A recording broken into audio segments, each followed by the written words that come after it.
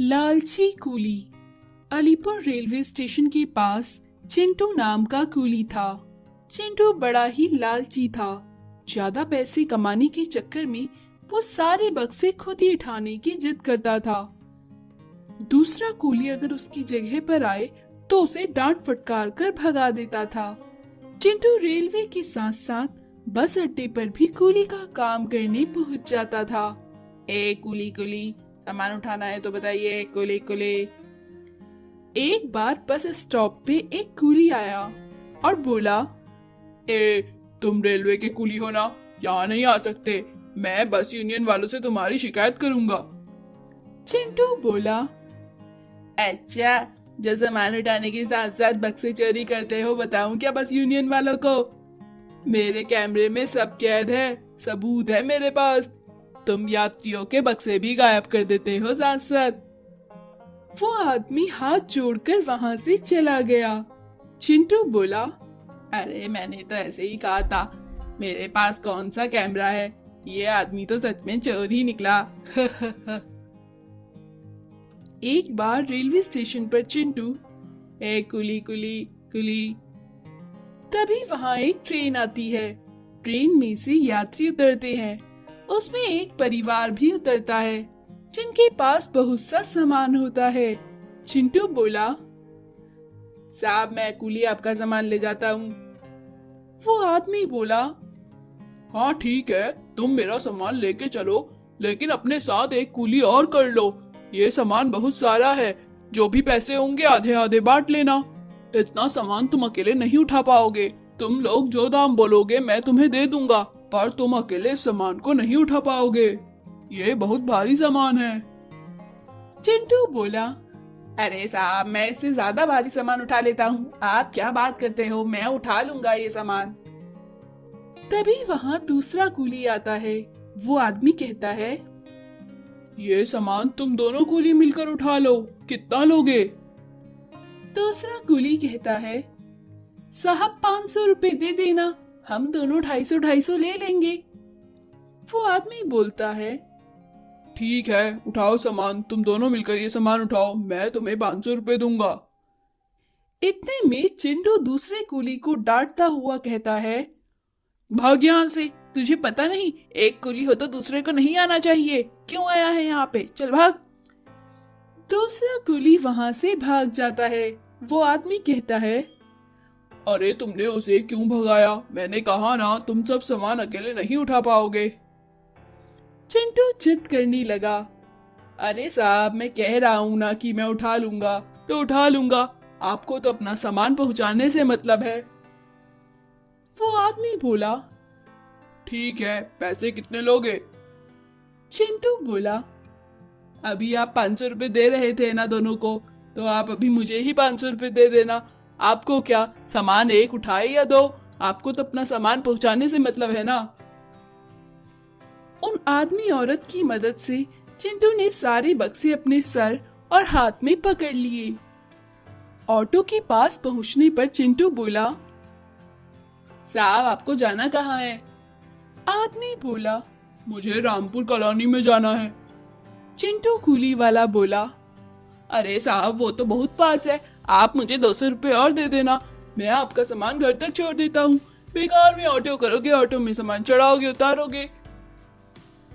पहले तो वो आदमी मना किया, बाद में चिंटू की जिद के आगे वो हार मान गया और घर सामान पहुँचवाने को तैयार हो गया।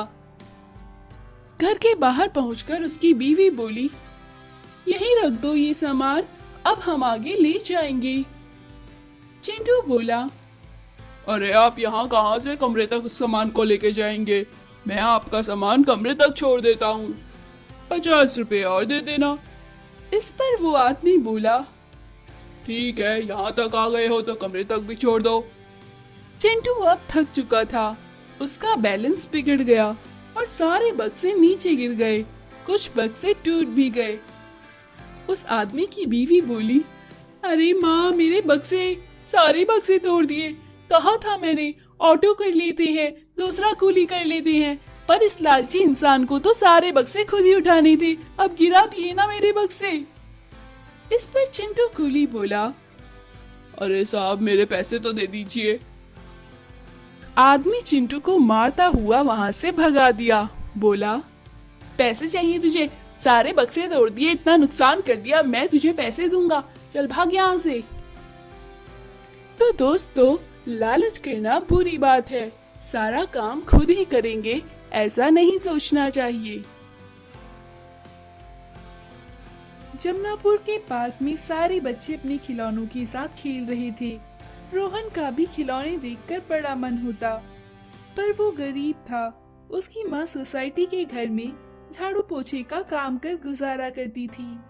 एक दिन रोहन अपनी मम्मी से बोला, माँ, मुझे भी एक खिलौना ला दो।